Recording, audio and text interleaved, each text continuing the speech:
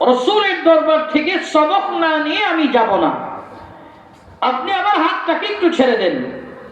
হযরতে তালহা রাদিয়াল্লাহু তাআলা আনহুর হাত ছাড়ছেন, রাসূলের কাছে গেছে, বলছেন, প্রিয় নবী, আমার আব্বার সাথে প্রতিনিয়ত আপনার দরবারে আসা যাওয়া করি, আজকে আমি ইরাদা করেছি আপনার দরবার থেকে সবক না নিয়ে আমি তালহা যাব না। জোরে বলুন সুবহানাল্লাহ।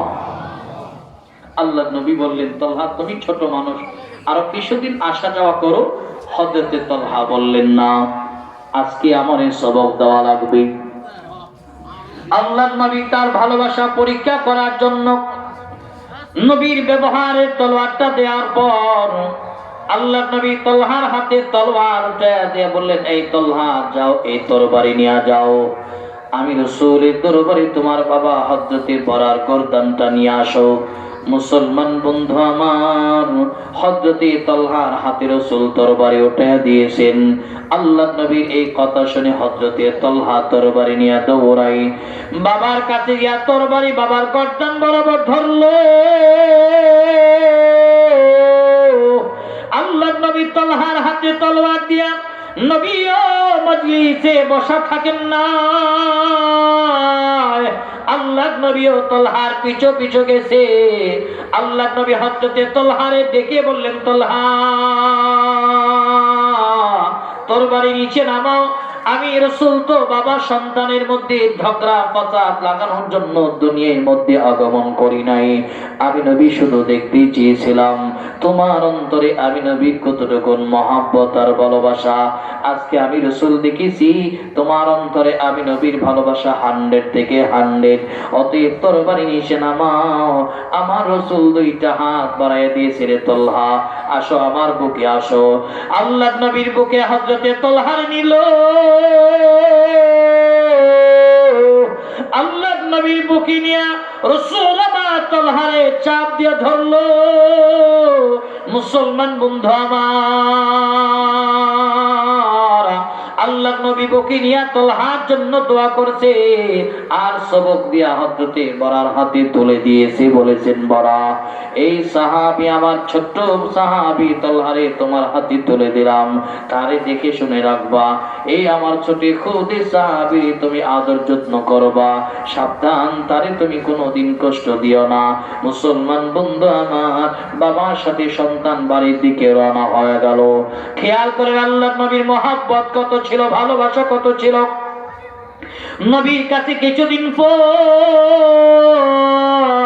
খবর চলে আসলো, গো নবী, আপনার কলিজার মহব্বত করনেওয়ালা সাহাবী তালহা অসুস্থ হয়ে বিছানায় পড়ে আছে।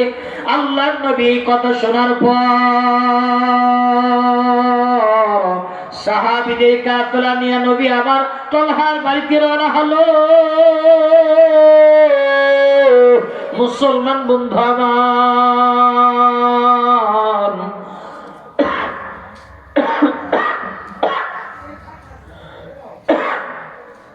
আল্লাহর নবী আমার তালহার বাড়িতে হাজির হয়ে গেল।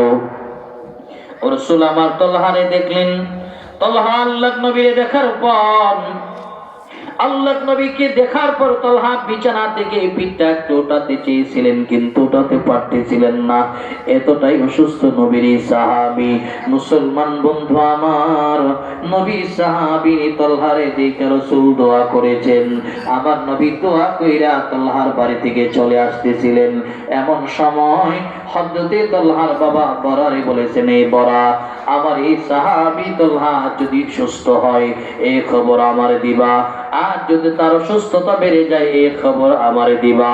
বরা, শোনো, আমার এই ছোট সাহাবী তালহা যদি দুনিয়া থেকে বিদায় হয়ে যায় এই খবর আমারে দিবা, কারণ আমি রাসূল তোমার কাছে বলে গেলাম আমার এই তালহা যেদিন দুনিয়া থেকে বিদায় হয়ে যাবে আমি তার জানাজার নামাজ পড়াবো, জানাজার নামাজ পড়ায় আমি রাসূল তারে কবরে ঘুম পড়াবো। আল্লাহর নবী আমার এই কথা বলার পর নবী আমার মদিনার দিকে যখন রওনা হয়ে গেল, মুসলমান বন্ধু আমার, আল্লাহর নবীর কাছে কিছুদিন পর খবর গেল, ওগো দু জাহানের নবী, আপনি কি খবর পেয়েছেন? বলে না নবী গো, আপনার মহব্বত করনেওয়ালা সাহাবী তলহা বলে দুনিয়াতে আর নাই, সে দুনিয়া থেকে বিদায় হয়ে গেল। নবী আমার এই কথা শোনার পর রাসূল চোখের পানিগুলি আর ধরে রাখতে পারলেন না। আল্লাহর নবী চোখের পানিগুলি আর ধরে রাখতে পারলেন না। নবী আমার কান্না করতেছিল। মুসলমান বন্ধু আমার, আল্লাহর নবী আমার সাহাবীদের কাফেলা নিয়া হযরতে তালহা রাদিয়াল্লাহু তাআলা নূর বাড়িতে নবী আমার হাজির হয়ে গেল। মুসলমান বন্ধু আমার, আল্লাহর নবী হযরতে বরারে যে জিজ্ঞেস করলো, এই বরা, আমি তোমার কাছে বলে গিয়েছি আমার তালহা যেদিন দুনিয়া থেকে বিদায় হবে আমারে খবর দিবা, আমি তার জানাজার নামাজ পড়াবো। তুমি আমারে খবর দেও নাই কেন রে বরা? আমারে তুমি খবর দেও নাই। আমি এক মারফতে খবর পেয়েছি আমার তালহা দুনিয়া থেকে বিদায় হয়ে গেল। হযরতে বরা তখন চোখের পানি ছেড়ে দিয়েছে আর বলেন, নবী গো, আমি কেন আপনারে খবর দেই নাই? কারণ তালহা যেদিন দুনিয়া থেকে বিদায় হবে নবী, এর কিছুদিন পূর্বে আমারে বলে গেছে, বাজার, আমি যেদিন দুনিয়া থেকে বিদায় হয়ে যাব সাবধান, দিনের বেলায় আর যদি আমি মারা যাই তাহলে নবীরে খবর দিবা,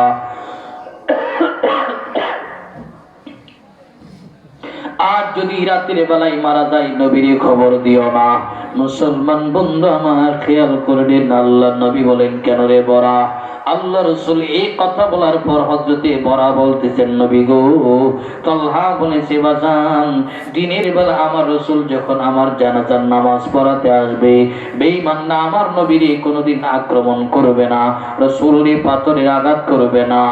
আর যদি রাসূল আমার রাতের বেলা মারা যায়, নবী আমার জানাজার নামাজ পড়াতে আসতে যাই, আমার নবী সাহাবীদের বহর নিয়ে যখন রওনা দিবে বাজার, পাহাড়ের গেরি পথ দিয়া আমার দিনের নবী আমার জানাজার নামাজ পড়াইতে আসবে, বেঈমানরা যখন আমার নবীরে দেখা রাতের বেলা পাথর দ্বারা আঘাত করতে পারে, আমার রাসূলকে পাহাড়ের গিরি পথ, এই পথে যদি রাসূলকে বেঈমানরা আক্রমণ করে বাজার, তাহলে ময়দানে মাহশারে আমার রবের কাঠগড়ায় দাঁড়ায় আমি কি জবাব দেব?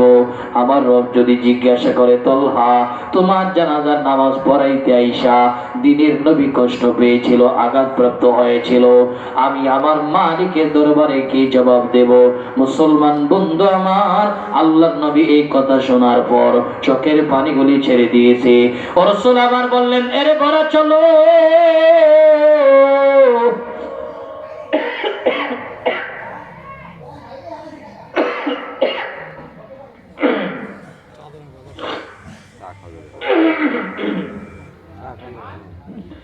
আল্লাহ নবী আবার বললেন, এই বল তালহার কবরের পাশে চলো বরা।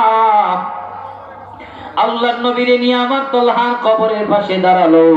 রাসূল কবরের পাশে দাঁড়ায় হাত উঠাইছে, হাত উঠায় দোয়া করতেছে, আল্লাহ আমার তালহার প্রতি আমি রাজি, আমার তালহার প্রতি আমি খুশি, আপনিও রাজি হয়ে যান, রাজি খুশি হয়ে আমার তালহারে জান্নাতের সর্বোচ্চ মাকাম তুমি দান করে দাও। জোরে বলুন সুবহানাল্লাহ।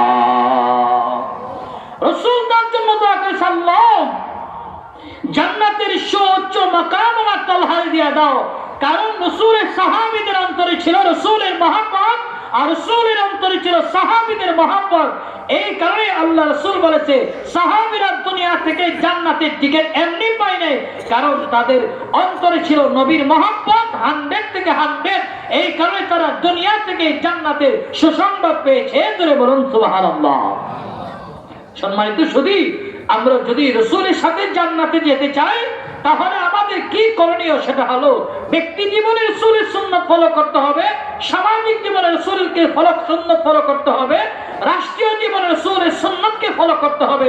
যদি করতে পারি, রাসূলকে মহব্বতের তরিকা হলো সাহাবায়ে কেরাম যেভাবে মহব্বত করেছে, কোরআন এবং সুন্নাত যেভাবে বলেছে। আজকে আমার দেশে অনেক আছে রাসূলের মহব্বত করতে করতে আল্লাহর উপরে নিয়ে যায় না, রাসূলের যে সম্মান আছে এই সম্মানের জায়গায় রেখে আল্লাহর নবীকে মহব্বত করতে হবে। আল্লাহ রাসূল বলেছে, মান আহাব্বা সুন্নতি ফাকাদ আহাব্বানি ওয়া মান আহাব্বানি কানা মাই ফিল জান্নাহ। আল্লাহ রাসূল বলেছে, যারা আমাকে মহব্বত করবে আমি রাসূল তাদের মহব্বত করব। যারা আমার সুন্নাহকে মহব্বত করবে, ভালোবাসবে, আমি রাসূল তাদেরকে ভালোবাসবো। শুধু তাই নয়, ভালোবেসে ছেড়ে দেব না। আল্লাহ রাসূল বলে, যতক্ষণ পর্যন্ত আমাকে মহব্বত করনেওয়ালা, আমার সুন্নাতকে মহব্বত করনেওয়ালা একজন উম্মত বাকি থাকবে, আমি রাসূল এদেরকে ছাড়া জান্নাতে যাব না। জোরে বলুন সুবহানাল্লাহ। সম্মানিত সুধী, অতএব রাসূলের ভালোবাসা, আমাদের ভালোবাসা রাসূলের দিলে ছিল কি ছিল না? ছিল, কিন্তু আমাদের দিলে নবীর ভালোবাসা নাই। যদি থাকতো তাহলে বেঈমানরা আমার নবীর ব্যঙ্গচিত্র করার সাথে সাথে বেঈমানদের বিচারের জন্য রণাঙ্গনের ময়দানে গিয়ে সাহাবীদের মতো জীবন দিয়ে দিতাম। জোরে বলুন ঠিক না? সম্মানিত সুধী, আল্লাহ রাসূল সাল্লাল্লাহু আলাইহি সাল্লামের সাহাবীরা রাসূলের জন্য ছিল পাগল, রাসূল সাহাবীদের জন্য ছিল পাগল। আল্লাহর নবীর সাহাবী আমর ইবনে আস রাদিয়াল্লাহু তাআলা হলো মিশরের পার্লামেন্ট অফ দা গভর্নর, রাসূলের মহব্বতের সাহাবী। খবর পেয়েছে হযরত ওমর রাদিয়াল্লাহু তাআলা নূর সন্তান মদ্যপান করছে। হযরত ওমর রাদিয়াল্লাহু তাআলা নূর সন্তান যে কাফেলায় ছিল, ওই কাফেলায় আমর ইবনে আস রাদিয়াল্লাহু তাআলা হাজির হয়ে আবু শাহামারে দূরে আনছে। দূরে আইনা জিজ্ঞেস করতেছে, আবু শাহামা, খবর পেয়েছি আশারিতাল খামার, তুমি মদ্যপান করেছো, কথা ঠিক? হযরত ওমর রাদিয়াল্লাহু তাআলা সন্তান বলতেছে, হ্যাঁ মদ্যপান করেছি। হযরত আমর ইবনে আস রাদিয়াল্লাহু তাআলা বললেন, দেখার টাইম নাই। রাষ্ট্রের দায়িত্বশীল প্রশাসনকে বলল, গ্রেফতার করো, মিশরের কারাগারে পাঠাও। জোরে বলুন সুবহানাল্লাহ। হযরত ওমর রাদিয়াল্লাহু তাআলা সন্তানে মিশরে কারাগারে পাঠালো। দেখার টাইম নেই কোন মানুষের সন্তান, কারণ আইন সবার জন্য সমান। কিন্তু আমার দেশে বর্তমানে আইন আছে ঠিক, আইনের প্রয়োগ নাই। আইনের প্রতি শ্রদ্ধা রেখে কথাগুলি বলতেছি। আইনের প্রয়োগ নাই, ব্যবহার নাই। সকালবেলা যদি আসামিরে গ্রেফতার করে, বিকেল বেলা ইসা বাজারে মুস্তাও দিয়ে কালার উল্টায় ঘুরে জিজ্ঞেস যদি করা হয়, তোরা সকালবেলা অপরাধ করার কারণে পুলিশে গ্রেফতার করছে, আজকাল যার পকেটে টাকা আছে এর জন্য জেল নয়। এই হলো বর্তমানের আইন। জোরে বলুন ঠিক কিনা? সম্মানিত সুধী, আর বিচার ব্যবস্থা তো নোংরা হয়ে গেল। আজকে যে দিক দিয়ে টাকা পায় ওই দিক দিয়ে বিচার বেচা কিনা হয়। আল্লাহ রাসূল এই সমাজটার কথাই ১৫০০ বছর আগে বলে গেছে, এমন একটা সমাজ আসবে যে সমাজের মানুষ নইলে ছয় বানাবে, টাকার কাছে বিচার বেচা কিনা করবে। রাসূল বলেছিলেন, এমন একটা সমাজ আসার আগে আগে তোমরা মারা যাও। যখন দেখবে এমন একটা সমাজ চলে আসছে যে টাকার কাছে বিচার বেচা কিনা হয়, তখন দেখবা গরিব অসহায় মানুষগুলি তাদের ন্যায্য বিচার পাবে না, তাদের ইনসাফের বিচার পাবে না। যাদের পকেটে টাকা আছে এদের পক্ষে গোটা সমাজ কথা বলবে।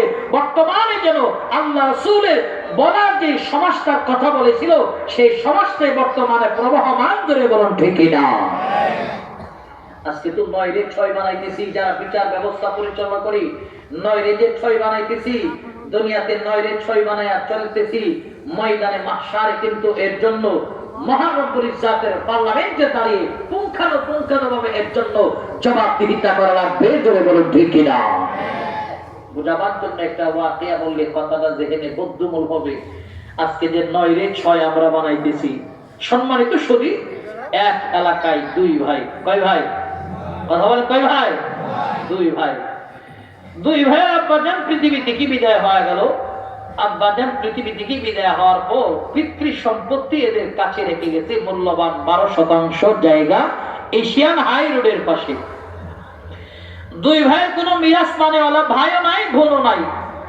২ ভাই মিলে ৬% করে বন্টন করছে। বাবার সম্পত্তি ৬% করে ভাগে ভাগ করার পর ১২% জায়গার যে মিডিল পয়েন্ট, মাঝখানের জায়গা, মাঝখানের মূল্যবান দামি জায়গায় পড়ছে বিশাল তাল গাছ। ছোট ভাই বলে তাল গাছ আমার, বড় ভাই বলে তাল গাছ আমার। এই নিয়ে দুই ভাইয়ের মধ্যে তুমুল দ্বন্দ্ব ঝগড়া চলতেছিল। আর এই দৃশ্যটা দেখতেছি এই অত্র এলাকার সবচেয়ে বড় সালিশকারক বিচারক মন্ডল দূর থেকে দাঁড়িয়ে দাঁড়িয়ে মুস্কি মুস্কি হাসতেছে আর হাতে তালি দিয়া কয়, তোদের দ্বন্দ্ব যত বাড়বে আমার ধান্দা তত বাড়বে। এমন সর্দার আমাদের বাংলাদেশে আছে না নাই? কথা বলে আছে না নাই? মন্ডল চিন্তা করতেছে শেষ করে বিচারটা আমার কাছে আসবে, কোন দ্বন্দ্ব ইচ্ছা মতে, সমস্যা নাই। দুই ভাই মিলে চিন্তা করলো, কেবলমাত্র আব্বাজি কিছুদিন পূর্বে আগে চলে গেল, আমরা যে দুই ভাই মিলে এই ঝগড়া ফাসাদ করতেছি, মানুষ তো খারাপ জানবে, এর একটা সমাধানের প্রয়োজন। বলে সমাধান দেবে কে? বলে চল উত্তর পাড়ার সবচেয়ে বড় সালিশকারক মন্ডল চাচার বাড়ি যাই, উনি আমাদের এই বিষয়টার সমাধান দিবে। দুই ভাই মিলে মন্ডলের বাড়ি গেছে। চাচা, আমাদের এই তাল গাছ নিয়ে ঝগড়া চলতেছে, একটা মীমাংসার প্রয়োজন। মন্ডল এই কথা শুনে কই, ঠিক আছে, আগামীকাল 10টায় গ্রামের সকল মুরব্বীদেরকে ডাকাও, এর একটা সমাধান দেওয়া হবে। দুই ভাই মিলে সান্ত্বনার বাণী শুনে বাড়ি চলে গেল। সারাদিন এভাবেই গেল, ঠিক অর্ধরাত্র পর্যন্ত এভাবেই চললো। যখন রাত ঘড়ির কাঁটা 1টা বেজে গেল, এমন সময় বড় ভাইয়ের একটু ঘুম ভাঙছে। বড় ভাইয়ের ঘুম ভাঙার পর মনে মনে চিন্তা করতেছে, এত রাত্রে যেহেতু ঘুম ভাঙছে, উত্তর পাড়ার মন্ডল চাচার সাথে একটু পার্সোনালিটি সাক্ষাতের প্রয়োজন। মন্ডলের দরজায় গিয়ে রাত 1টা বাজে ঠক ঠক করে আওয়াজ করলেন, চাচা বাড়ি আসো। ভিতর থেকে চাচা আওয়াজ দিয়ে কহা আসি, এত রাত্রে কে ডাকতেছো? দরজা খুলো। দরজা খুলে দেখি বড় ভাই, কি চাও? চাচা আস্তে কথা কর, আগামীকাল যে সালিশে বসবেন তাল গাছের বিচার নিয়ে, তাল গাছ কিন্তু আমার চাই। মন্ডল কো তাল গাছ শুধু চাইলে হইব, চা পানের খরচ আমাদের দেওয়া লাগবে। আর বর্তমানে সর্দারদের অবস্থা হলো 500 1000 দিলে কথা কয় না, কমপক্ষে হলো 10,000 20,000 টাকা না খাইতে পারলে সত্যটা জবান দ্বারা সত্য হয়ে বের হয় না। জোরে বলুন ঠিক কিনা? এমন সর্দার সালিশকারক আমাদের বাংলাদেশে আছে না নাই? এদের কারণে ইনসাফের বিচার ব্যবস্থা ধ্বংস হয়েছে, নষ্ট হয়েছে। সম্মানিত শুধু ইনসাফ আদলের বিচারের কথা রাসূল বলেছে, যারা নেই নীতি নেই পরায়ণ ইনসাফের বিচার করবে, সমাজে সত্যকে সত্য বলবে, মিথ্যাকে মিথ্যা বলবে, মহান রব্বুল ইজ্জতুল জালালের রাসূল বলেছে কিয়ামতের ময়দানে আরশের ছায়ার নিচে আল্লাহর ছায়া ব্যতীত যখন ময়দান মাঝখানে কোনো ছায়া থাকবে না, যারা সমাজে ইনসাফের বিচার করেছে, ইনসাফের বাদশা হক কথা বলেছে, এদেরকে আরশে আজিমের নিচে ফেরেশতাদের মাধ্যমে ধরে ধরে এরা আরশে আজিমের নিচে জায়গা করে দিবে। ধরে বলুন সুবহানাল্লাহ। আর যারা 9-6 বানাইছে অল্প কিছু টাকার জন্য, জিহ্বাটাকে টান দিয়ে বের করে তাদেরকে দেখানো হবে বলে, দেখো তারা দুনিয়ায় 9-6 বানাইছে, 9-6 বানায়া পেট চালাইছে, এদের এই পরিণতি। সম্মানিত শুধু এই কারণে ইনসাফের বিচারক হন, ইনসাফের বিচারক হন। সম্মানিত শুধু 5,000 টাকা দিয়া কই, চাচা নেন 5,000 টাকা আনছি, আগামীকাল সকালে সালিশে বলে তাল গাছটা কিন্তু আমারে দিয়ে। এই দৃশ্যটা আবার দেখছে মন্ডলের বাড়ির পণ্ডিত দারোয়ান। দারোয়ান দেখা দৌড়ে ছোট ভাইয়ের দরজায় গিয়ে হাজির করে, ছোট ভাই ঘুমাইস না, দরজা খোল, ব্রেকিং নিউজ নিয়ে আসছি। দরজা খুলে দেখি মন্ডলের বাড়ির দারোয়ান। কিরে এত রাত্রে আমার দরজায় কেন? আজকে কথা কও, ব্রেকিং নিউজ, তোর বড় ভাই মন্ডলে 5,000 টাকা দিছে, সকাল 10টায় কিন্তু তাল গাছ আর পাইলি না। এই কথা শোনার পর ছোট ভাইয়ের মেজাজ গরম। বিবিরে ঘুম থেকে উঠেছে, বিবিরে ঘুম থেকে উঠ, সর্বনাশ। কি সর্বনাশ? বলে তাল গাছ কিন্তু নাই। বিবি কো আমি দেখতেছি তাল গাছ জায়গায় দাঁড়ায় আছে, তুমি কেউ নাই? বলে আছে, ঠিক সকাল 10টায় দেখবি নাই। বলে কি হয়েছে, আসল ঘটনা কও। মন্ডলের বাড়ির দারোয়ান ব্রেকিং নিউজ নিয়ে আসছে, বড় ভাই নাকি মন্ডলে 5,000 টাকা দিছে। ছোট ভাইয়ের বিবি খুব শিক্ষিত বুদ্ধিজীবী, বলতেছে যে সর্দার 5,000 টাকায় বিক্রি হয়, 5-এর জায়গায় 10 দিলে তো অনায়াসে তাল গাছ আমাদের হয়। অতএব নো টেনশন, দুফুর্তি, আরামে ঘুমান, আমারে ঘুমাইতে দেন। 10,000 টাকা পারলে এখনই মন্ডলের বাড়ি নিয়ে যান, কারণ 10,000 টাকা পাইলেই তো তাল গাছ আমাদেরকে দেবে। এমন সর্দার আমাদের বাংলাদেশে আছে না নাই? কথা আছে না নাই? নাই নাই। ছোট ভাই 10,000 টাকার বান্ডেল নিয়ে দৌড়ায় মন্ডলের বাড়ি গেছে। চাচা বাড়ি আসো। ভিতর থেকে চাচা আওয়াজ, দেখো না চাচা বাড়ি নেই। কই গেছে? তো নামাজে গেছে। কারণ সুর হইল ইমান বড় পাক্কা। এমন মানুষ আছে না নাই? দেখবেন নামাজ ঠিক, রোজা ঠিক, হজ ঠিক, ত্রিপুল হাজি, 3বার হজে গেছে, ত্রিপুল হাজি। দেখবেন পাগড়ি ঠিক, জুব্বা ঠিক, দাড়ি ঠিক, মেশাব ঠিক, সব কিছু ঠিক। সুদ খাওয়ার বলা নাম্বার 1 আছে না নাই? কথা বলেন না কেন? ঘুষ খাওয়ার বলা দেখবেন নাম্বার আউয়াল আছে না নাই? সুদের টাকা তাগদা দেয়, সুদের টাকা দেয় তাগদা দেয়, পাগড়ি নিয়া জুব্বা নিয়া দাড়িও আছে, সুদের টাকা তাগদা দেয়। 1 টাকাকে কম দিতে চাইলে কম দেশকে কবর কি ফেরেশতা মায়ের একটা কম দিব নাকি? আছে না নাই? সম্মানিত সুধী মন্ডল লেজে সিঁড়িতে পাইছে 10,000 টাকা দিছে, বলে চাচা 10,000 টাকা দিছি, আমার কিন্তু তাল গাছ দেওয়া লাগবে। বলে ঠিক আছে, 10 যেহেতু দিছ আগামীকাল 10টায় হাজির হয়ে তাল গাছ তো উভয় পক্ষে থেকে টাকা খাইছে। সম্মানিত সুধী এই যে টাকা খায় যে জবান বিক্রি করলেন, এই জবানটা আল্লাহ প্রদত্ত একটা নিয়ামত। সবাই আল্লাহ সব যোগ্যতায় দেয় না, কথাটা বোঝার চেষ্টা করে। অনেক ডিগ্রি আছে দেখবেন, শিক্ষিত মানুষ, সার্টিফিকেটের অভাব নাই, গ্রামের 3 জন চাষা মানুষের সামনে ওরে দাঁড় করে দিলে ভাষণ দেওয়ার জন্য, বক্তৃতা দেওয়ার জন্য প্যান্টে প্রস্রাব করার উপক্রম হবে। অনেক শিক্ষিত মানুষ, তার কথা বলার যোগ্যতা নাই। আবার দেখবেন গ্রামের একজন কৃষক মানুষ হাজার হাজার মানুষের সামনে দাঁড় করে দেন, বক্তৃতা ভাষণ শুনলে মনে হয় ওর ডিগ্রির অভাব নাই। এই কথার দ্বারা প্রমাণ হলো সব যোগ্যতা আল্লাহ সবাইকে দেয় না। যাদেরকে আল্লাহ সমাজ পরিচালনা করার যোগ্যতা দিয়েছে, কথা বলার বাকশক্তি আল্লাহ দিয়েছে, এই যোগ্যতা খাটিয়ে যারা 9 বানাবেন ময়দানে মাহশারে এর জন্য আল্লাহর কাঠগড়ায় দাঁড়িয়ে জবাবদিহিতা করা লাগবে। জোরে বলুন ঠিক কিনা? 10 খাইলো 5ও খাইলো, সকাল 10টায় বিচারে হাজির হইল। উভয় পক্ষের স্টেপ বাই স্টেপ কথাগুলি কিন্তু গ্রামের সালিশে আপনারা যারা গেছেন দেখেছেন, উভয় পক্ষের কথাগুলি কিন্তু যারা বিচারক আছে তারা শোনে। 2 ভাইয়ের মুখে কথাগুলি শুনলো, জবানবন্দি শুনছে। শোনার পর যেহেতু 5ও খাইছে যেন হালাল করা লাগবে, 10ও খাইছে যেন হালাল করা লাগবে। 5-এর পক্ষে চমৎকার বক্তৃতা চলছে 10 মিনিট। বড় ভাই মনে মনে খুব মুস্কি মুস্কি হাসতেছে, আর মনে মনে মন কলা খাইতেছে, আর বলতেছে ছোট ভাই 10 একটা করে দিচ্ছি, রাত 1টা বাজে 5 দিয়া মন্ডল খরিদ করছি, ওদের তাল গাছ কিন্তু আর তুই পাইলি না। বড় ভাই মনে মনে এই চিন্তা করতেছে। মন্ডল 10 মিনিট বক্তৃতা করার পর 5 একটু ব্রেক করে 10-এর পক্ষে অগ্নিজরা একটা বক্তব্য আছে না, এই অগ্নিজরা বক্তব্য আরম্ভ করছে। বড় ভাই তখন আতঙ্কিত হইয়া আস্তে আস্তে করে মন্ডলের চেয়ারের কোনায় গেছে, গিয়ে কই চাচা, ও চাচা, ইশারা দিয়ে 5 আঙ্গুল দিয়া, চাচা আমার 5-এর কোন খবর টবর আপনার কাছে আছে কি? 5-এর কোন সুর দিয়ে আপনার মধ্যে শুনতেছি না। মন্ডলে এই কথা শুই না মেজাজ এতটাই গরম হয়েছে, যেহেতু 10,000 খাইছে, গরম আলাদা, 10-এর গরম আলাদা।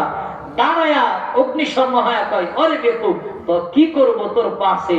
ফজরের আগে মসজিদের সিঁড়িতে ঠেলা মারছে আবার 10-এ। এমন সর্দার আমাদের বাংলাদেশে আছে না নাই? এদের কারণে সমাজের বিচার ব্যবস্থা উন্নত হয়েছে না। যারা বিচারক আছেন পায়ে ধরে বলি ইনসাফের বিচার করেন, ইনসাফের বিচার করবেন, দেখবেন মানুষ আপনার জন্য কান্না করবেন। মরে গেছেন এরপরে মানুষ কান্না করবে। কবির ভাষায় বলেছে, এমন জীবন করো হে গঠন, মরিলে হাসিবে তুমি, কাঁদিবে ভুবন। এমন জীবন আপনি গঠন করছেন যে চলে গেছেন দুনিয়াতে, মানুষ কান্না করবে, আরে এই মানুষটার আল্লাহ আরো 5 বছর কেন হায়াত দিল না, আমার হায়াত ক্রস করে এই মানুষটারে কেন আল্লাহ হায়াত দিল না। আর টাকলু মুরাদের মতন জীবন গঠন করলে মানুষ স্যান্ডেল দিয়া বাইরে বছরে, বলুন ঠিক কিনা? সম্মানিত সুধী, এই কারণে আদর্শ মানা জীবন গঠন করেন, আদর্শ মানা জীবন গঠন করেন, ন্যায় নীতি ইনসাফের বিচার করেন। মানুষ আপনার জন্য দোয়া করবে, মানুষ আপনার জন্য কান্না করবে, দোয়া করবে। অতএব ইনসাফের বিচারক হন। এই কারণে আল্লাহ পাক বলেছে, ইন্নাল্লাহা ইয়া'মুরু বিল আদল, তোমরা সমাজে ন্যায় নীতি প্রতিষ্ঠা করো, সত্যকে সত্য বলো, মিথ্যাকে মিথ্যা বলো, খারাপকে খারাপ বলো, ভালোকে ভালো বলো। আর না হয় কিন্তু তোমরা সবাই দায়িত্বশীল, আল্লাহর পার্লামেন্টে এই দায়িত্বের হিসাব দেওয়া লাগবে। ধরে বলুন ঠিক কিনা? মুসলিম জাহানের খলিফা হযরত ওমরের সন্তান মদ্যপান করছে, দেখার টাইম নেই কোন মানুষের সন্তান, রাষ্ট্রপ্রধানের সন্তান, দেখার টাইম নেই, গ্রেফতার করো। গ্রেফতার করার পর চিন্তায় পড়ে গেল যে ওমরের সন্তানের বিচার কিভাবে করব। ময়দানে যদি করতে যাই মানুষ জানবে ওমরের সন্তান মদ খায়, এতে ওমরের বদনাম হবে, আর ওমরের যদি বদনাম হয় আমাদের বদনাম হবে না। এই বিচারটারে গোপনে করার প্রয়োজন। সবাই মিলে সিদ্ধান্ত দিয়েছে, আমর না ওমরের সন্তানের বিচার গোপনে করো, ময়দানে করিও না, গোপনে করে তার নিয়ে মদিনায় চলে যাও। এই এলাকার অত্র অঞ্চলের কোন মানুষ জানবে না যে ওমরের সন্তানের বিচার করা হয়েছে, ওমরের সন্তান মদ খাওয়ার অপরাধে কারাগারে এসেছে, কেউ জানবে না, তার গোপনে বিচার করে দাও। ভাই আমার খেয়াল করেন, আল্লাহর নবী সাহাবী হযরত আমর ইবনে আস রাদিয়াল্লাহু তাআলা আনহু রাষ্ট্রের সকল সিদ্ধান্তকারীরা যখন ডিসিশন চূড়ান্ত দিয়েছে, হযরত আমর ইবনে আস রাদিয়াল্লাহু তাআলা আনহু গোপনে গোপনে তার বিচার করলো। গোপনে গোপনে বিচার করিয়া রাতের অন্ধকারে আবু শামর নিয়ে মদিনার দিকে রওনা হয়ে গেল। হযরত ওমর রাদিয়াল্লাহু তাআলা